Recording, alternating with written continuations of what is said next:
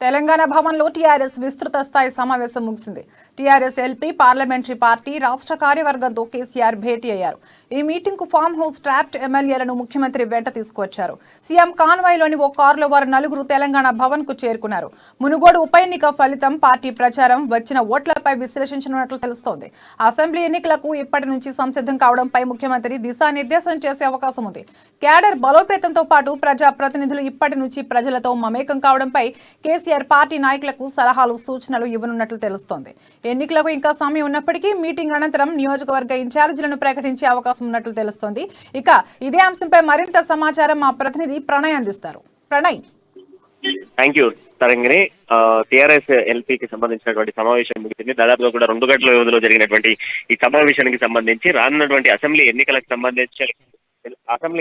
సంబంధించినటువంటి దిశానిర్దేశం చేయడంతో పాటుగా ప్రస్తుతం ఉన్నటువంటి ఎమ్మెల్యే సీట్లకు సంబంధించి ఏవైనా మార్పులు ఉంటాయా అన్నటువంటి ఎలాంటి మార్పులు ఉండవు అంటూ కూడా కేసీఆర్ స్పష్టం చేసినట్టుగా అయితే 2 గంటల వ్యవధిలో జరిగినటువంటి ఈ సమావేశానికి సంబంధించి ఇక విస్తృత స్థాయిలో ఏదైతే మునుగోడు ఉప ఎన్నికల్లో ఏ విధంగా అయితే ఎమ్మెల్యేలు తమ అభ్యర్థిని గెలిపించేందుకు చేసినటువంటి ప్రయత్నం ఏ విధంగా ఉందో అదే విధంగా ప్రతి నియోజకవర్గానికి కూడా ఒక ఇన్ఛార్జిని కూడా అమర్చేటువంటి ప్రయత్నం చేస్తామంటూ కూడా సీఎం కేసీఆర్ స్పష్టం చేసినట్టుగా తెలుస్తుంది.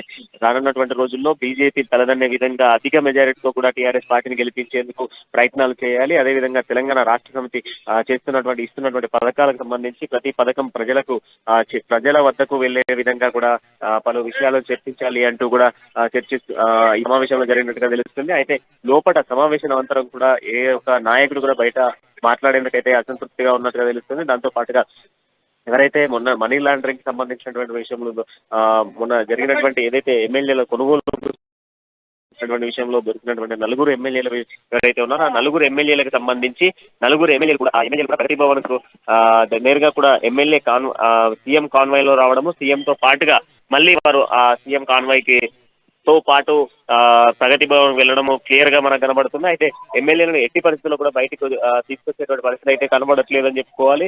ఎమ్మెల్యేలకు సంబంధించి కొనుగోలు సందర్భం అంటే మొహినాబాద్ ఫామ్ హౌస్ కేసు జరిగినప్పటి నుంచి కూడా ఇప్పటి వరకు కూడా వాళ్ళ అనునిత్యం కూడా ప్రగతి భవన్ నుంచే వెళ్తున్నారు, ప్రగతి భవన్ లోనే ఉంటున్నారుగా స్పష్టంగా అర్థమవుతుంది. ప్రగతి భవన్ నుంచి ఎల్లప్పుడూ కూడా ప్రగతి భవన్ లోనే సీఎం కేసీఆర్ సమక్షంలోనే ఉండడం పట్ల వారిని అడిగినప్పటికీ కూడా వారి దగ్గర నుంచి ఎటువంటి స్పందన లభించట్లేదని చెప్పుకోవాలి. ఇక ఈ రోజు జరిగినటువంటి ఈ యొక్క సమావేశానికి సంబంధించి మాత్రం స్పష్టంగా క్లియర్ గా అర్థమవుతుంది. టీఆర్ఎస్ అసెంబ్లీ ఎన్నికలకు సంబంధించి ఈ అసెంబ్లీ ఎన్నికల్లో ఖచ్చితంగా టీఆర్ఎస్ పార్టీని మరొకసారి ఘన విజయంతో గెలిపించేందుకు ప్రత్యేక దృష్టి సాధించడం కోసమే ఈ రోజు సమావేశం నిర్వహించడం జరిగిందంటూ కూడా స్పష్టం చేయడం జరిగింది.